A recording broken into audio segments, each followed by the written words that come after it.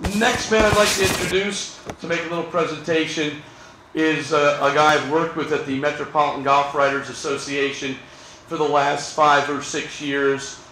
He actually came on my sports show back at Suburban Cablevision in the 1980s, 1982, when I was a young buck trying to make it in the business. Here he was, a big guy with the New York Times, and he came on a live-hour sports show with a 25-year-old broadcaster who was just trying to make it and was as generous and genuine and phenomenal as you would expect him to be.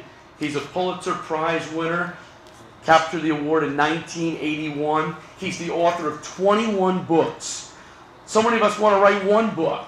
He's written 21 books, more than 350 magazine articles, and he's done them all with class and dignity. He was inducted into the National Sports Writers and Sportscasters Hall of Fame in Salisbury, North Carolina in 1990, joining 3 other members of the Sports of the Times columnists, Red Smith, the legend, Arthur Daly, and John Curran. I'm pleased to call him a friend. Let's please welcome Dave Anderson.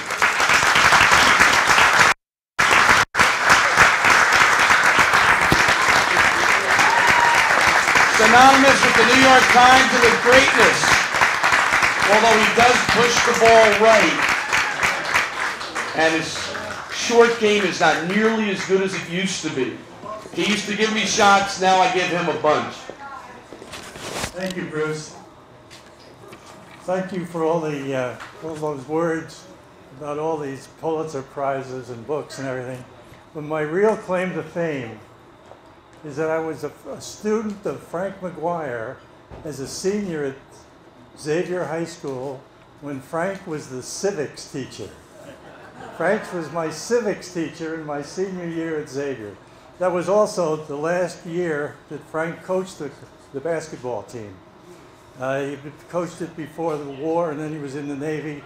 And after the war, he came back, and the 46-47 season was his last year at Xavier. Then he went on, as we all know, to St. John's, North Carolina, South Carolina, and heaven in the Hall of Fame. But anyway, Bob Young wanted me to tell this story. In that senior year, I was on the school paper. I knew even then what I wanted to do, and I've been lucky enough to do it. But I would go to all the basketball games, and usually I'd go with the team and just go sit down somewhere. And now one Friday night, I remember we were playing St. Cecilia's in Englewood, New Jersey. First time I had never been in Englewood. It's rather odd because now I live in Tenafly, which is the next town. But anyway, we get off the bus, we go through the town over to St. Cecilia's, and we're walking into the gym, and I'm walking in with Frank. And Frank says, "Dave, where are you going to sit?" I said, "Well, they usually let me sit at the storage table." He said, "Oh, that's good. Watch that clock," he said. I'm sure every coach can remember and relate to watch that clock, right, Jack? So I watched the clock. It didn't make any difference. Xavier won, so it was okay.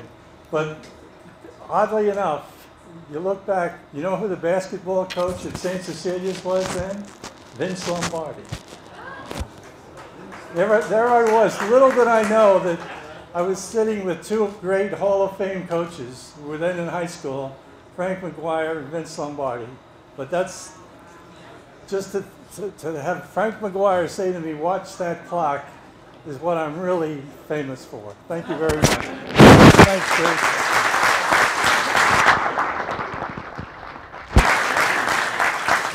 Thanks, Dave.